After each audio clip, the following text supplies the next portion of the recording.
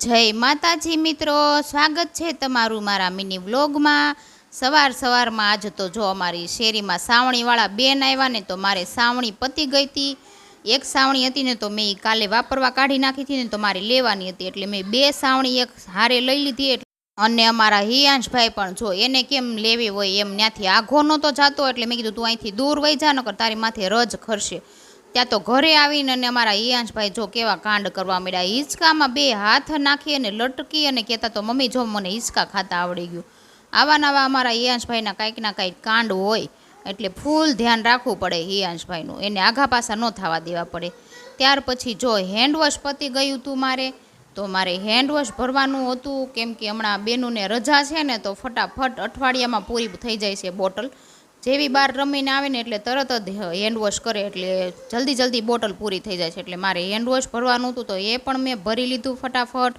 અને ત્યાર પછી એમને છે ને નાના મારા એક સબસ્ક્રાઈબર મળવા આવી ગયા હતા, અને એ તો છે ને ઘઉંનો મુખવાસ લઈને મને દેવા આવ્યા હતા કે જો હું તમારી માટે ઘઉંનો મુખવાસ લાવ્યો। ત્યાં તો હિયાંશભાઈ કે મમ્મી મારે ચાખવો છે, તો અમારા નાના સબસ્ક્રાઈબરે એને પણ ચખાડી દીધો।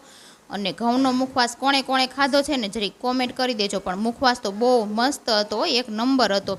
અને ત્યારબાદ અમારી શેરીમાં છે ને એક ભાઈ દુકાન ચાલુ કરી છે ને, ઓફિસ ચાલુ કરી છે ને, તો એ બધા એને ફ્રીમાં પાણીપુરી ખવડાવતા હતા, બધી શેરીની બધી લેડીઝ અને છોકરાઓને। તો બધાને પાણીપુરી ખાવા જવાનું હતું, તો અમે પણ પાણીપુરી ખાવા ગયા, અને અમારા હિયાંશભાઈ પણ આવ્યા, તો એ પણ મસાલા પૂરી ખાતા હતા, અને પાણીપુરી બહુ જ મસ્ત હતી, એટલે બધાએ જેટલી ખાવી હતી એટલી પાણીપુરી ખાધી। અને પાણીપુરી ખાઈને જો ઘરે આવ્યા ને, તો મારે છે ને ધૂપ કરવાનો હતો, એટલે મેં ધૂપ કરવા મૂકી દીધો હતો। અને આ સ્ટીક છે ને એ ગાયના છાણની છે, ગાયના છાણની સ્ટીક અમે લઈ આવ્યા છીએ ધૂપ કરવા માટે। અને મને ધૂપ કરવો તો બહુ જ ગમે, એટલે હું રોજ જે ધૂપ કરું, ધૂપ કરીને એટલે ઘરનું વાતાવરણ બહુ મસ્ત શુદ્ધ થઈ જાય, એટલે અમે રોજ જે ધૂપ કરવી છીએ। ક્યારેક ટાઈમ ન હોય ને તો જ ધૂપ ન કરું, ન કરતો બાકી ધૂપ તો મને બહુ જ ગમે, એટલે હું ધૂપ કરું અને ઘરનું વાતાવરણ શુદ્ધ કરી દીધું।